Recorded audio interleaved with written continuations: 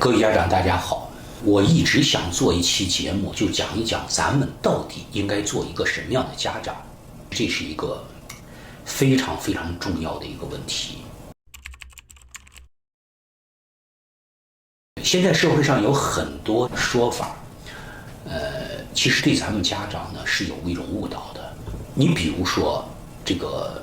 虎爸虎妈，某种意义上啊，就是被人们当做了一个褒义的一个词。这个群体对孩子呢身体和精神方面长期的监督压制，过分的话就是摧残。很多家长说有些虎爸虎妈确确实实把他的孩子教育成才了这些家长有时候还很羡慕崇拜虎爸虎妈。我要分几个层面来讲。第一呢，凡是这种被父母强制压制，然后导致某一具体的技能学出来了什么钢琴比小提琴什么绘画了达到了某个比较好的境界首先我要说的是，真正以这种方式最后所谓成才的孩子凤毛麟角。曾经马云说过一句话，成功的企业，阿里巴巴、苹果，什么 Google 啦百度了，就是这些企业，据统计有1000万个企业能出这样一个企业，一些能够正常生存下来的企业做得稍微好一点的1/1000。就是说你看到这些成功的企业家背后有9999个倒下去的企业家和企业。我要说的是，这些虎爸虎妈督促监督下的这些孩子成才的比例甚至于低于1/1000。也就是说，有1万个这样的父母在监督督促着孩子在某一个具体技能上去发展，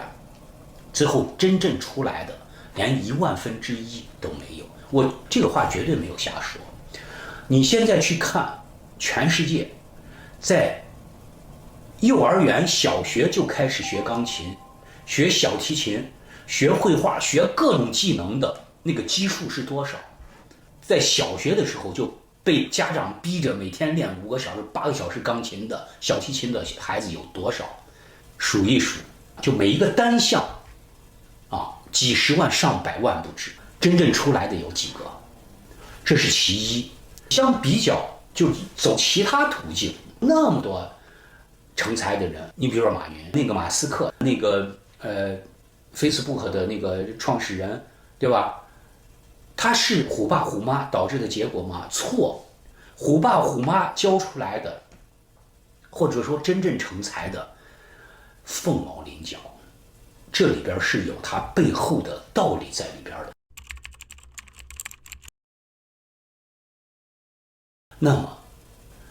即便有这么个别的成才的孩子，他的精神他的心理是100%的不健康。其实呢，那些真正让自己的孩子走上这条所谓的吃苦的道路的这种虎爸虎妈式的家长，他最清楚他的孩子，包括这些所谓成才了的孩子，自己内心是一种什么样的状态。我之所以敢这样说，第一，很多孩子到我那儿去经常是半夜自己哭醒或者吓醒，第二天比较这个平静了之后问，就说他梦到了他妈或者他爸又逼着他去做什么，这种例子在我眼前见得多了。追根到底都是孩子在这种强制违背人性的这种监督教育下产生的心理上的一种病态的感觉。2个月前吧，那个叫什么什么新的那个小孩，对吧？9岁，业余6段，这已经非常好了。由于父亲的这个家暴，就那样的孩子，就要最后跳楼了。我告诉你，在虎爸虎妈的教育下，国内太多了中途夭折的，他只是那个9999个失败的那些孩子中的一个，你根本看不见就像咱中国那个奥运奖牌，一个项目多少人开始攻这一个项目，最后就出了一个。你看到的这一个后边是成千上万个被淘汰的一些人。我现在要讲的这是概率。第二，这些孩子的精神和心理是100%的有问题。这不光是我看到那些孩子半夜哭醒的这种状态，这种孩子心理不健康，那么他的人生是绝对不可能幸福的。咱们的家长到底做一个什么样的家长才是一个合格的家长？你要想知道怎么做才是个合格的家长，你就得知道你想把孩子培养成一个什么样的孩子，你能做到这一点，你才是个合格的家长。我一直坚持我的观点，我也是这样培养我的学生的，就是把他们培养成为一个幸福的人。你想成为一个幸福的人，必须有2个方面必须要做到，一个是物质方面，在追求物质层面的这个东西的时候，有具体技能的这种能力包括相关的一些知识，这就是为什么咱们的家长很在意这个东西。其次，更重要的能力就是你要能够感知到幸福。当你有了追求物质层面的东西的能力，又有了追求精神层面的感知幸福的这种能力的时候，你才有可能成为一个幸福的人。那么成为一个幸福的人，这句话说起来特别简单，但真的，我认为在人这个层面是人生的最高境界。人活着为什么？我们为人父母希望自己的孩子能够在这个世界上平平安安，在这个基础上，由于我有一个很好的思维和认知，我又能做到，比如说，来简单的举个例子，我又知道知足常乐，我有我很好的物质生活的条件，我又很满足我的物质生活的条件，我在这个时候我会感受到一种快乐。其实知足常乐某种意义上它是一个人感受到幸福的一种必要的认知能力啊。那么当一个孩子以追求到幸福的人生为目标的话，那么一个合格的家长就有了标准这个标准就是我如何让我的孩子物质生活上有能力行走在这个世界上，精神生活上能够有一个正确的思维和认知，以及有一个很健康的心理。这就是衡量一个家长合格与不合格的标准。回过头来，咱现在再看虎爸虎妈，他是侧重于孩子的物质层面的追求，而精神方面的人的精神信仰追求，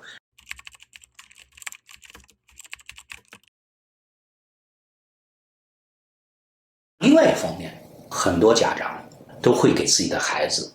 讲一个道理：你现在不吃苦，现在不努力，你的人生是没有未来的。孩子从幼儿园开始就进入到了这种在高压下去学这个学那个，让孩子处在一种非常痛苦的学习的和成长的这个过程中。我们大部分家长认为这是没有办法的事情。其实我要告诉大家，一个孩子0岁到20岁，我让他吃苦受罪，然后他20岁到40岁继续努力，40岁到60岁去享受生活。我们的想法都是给自己孩子以及给自己未来了一个希望到那阵我就财务自由了，我也幸福了，我也怎么样。我要说的是，这种思维本身就是错误。人生80年，如果你是为了让自己的孩子幸福的话，其实每一个阶段都非常重要，也都有办法让他的整个人生的所有阶段都过得非常的幸福。幸福和努力，幸福和成才，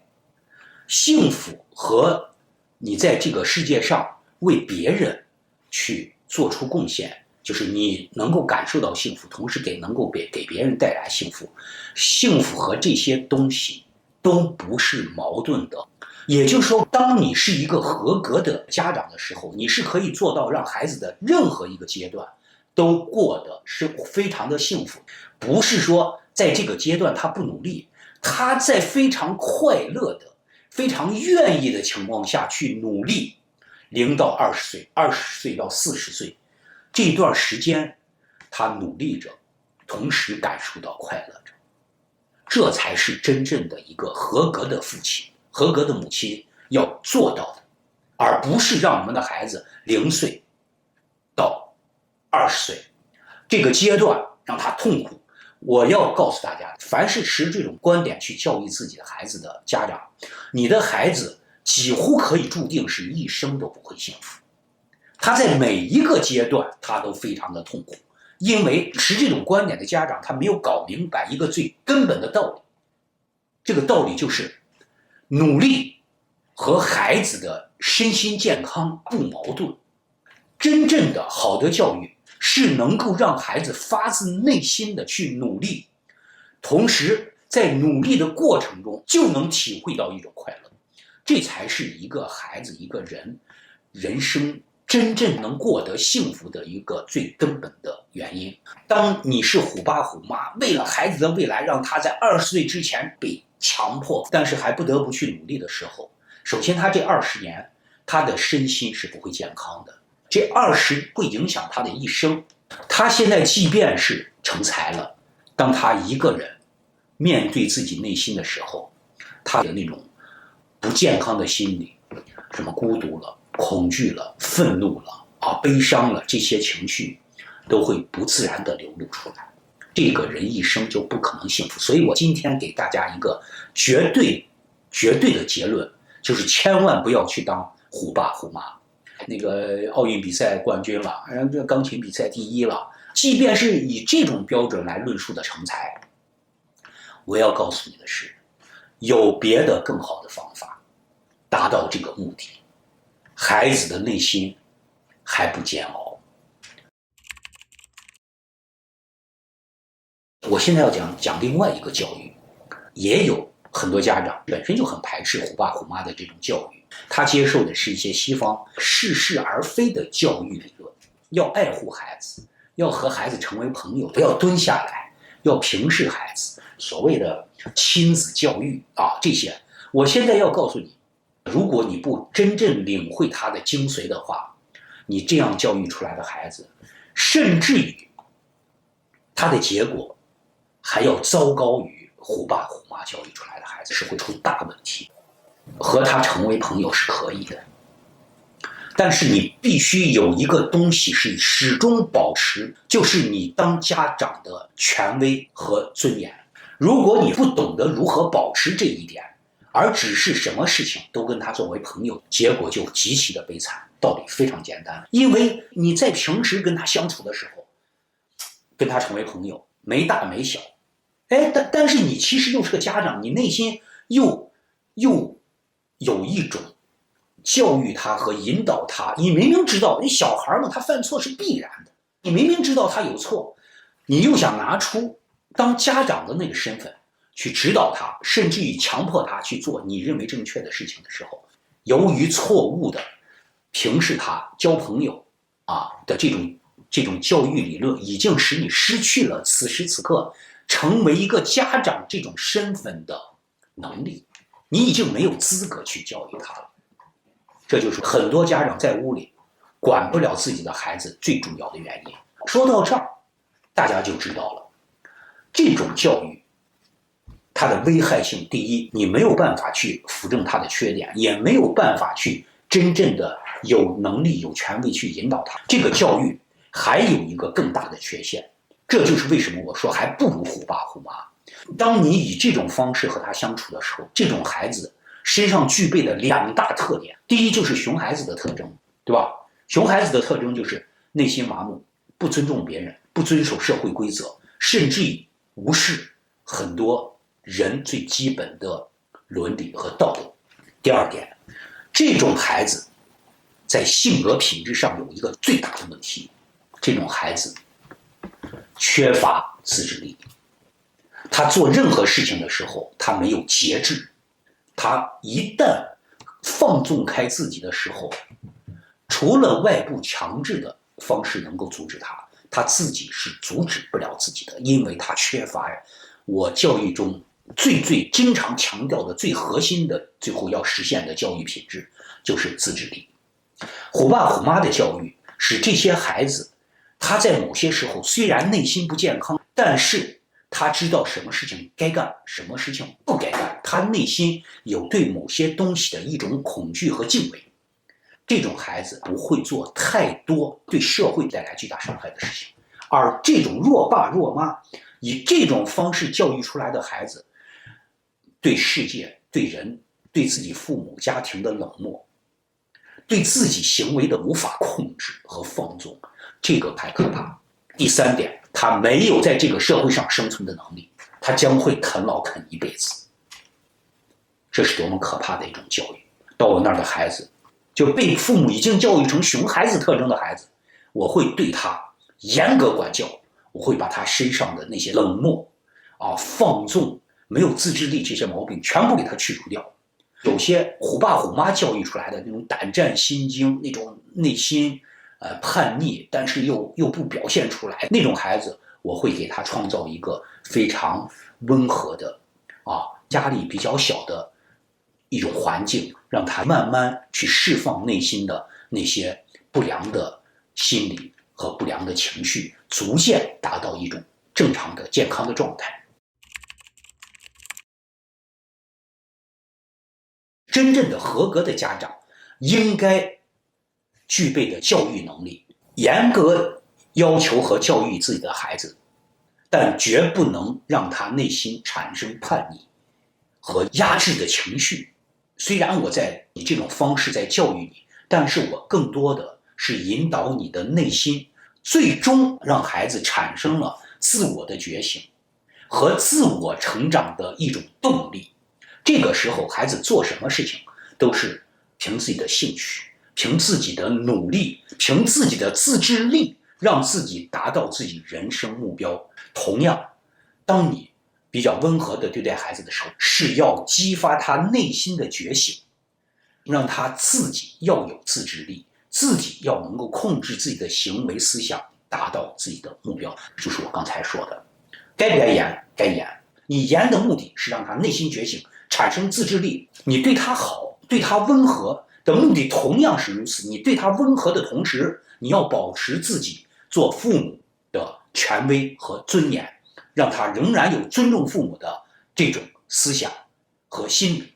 同时用这种方式去激发他内心的觉醒，让他有了真正的人生目标，真正的道德品质，真正的健康心理。觉醒的最后这就是第三种教育。教育的结果一定是孩子的自我成长。正常情况下，到15岁左右的时候，基本上你们都可以放弃，让孩子自然的成长。那个时候是教育的最高境界。无论你采取什么样的教育方式，你最终达到这样一个目的，你前边所有的方式都是对的。你如果没有达到孩子以自我的觉醒和自我的成长方式，你所有的教育都是错的。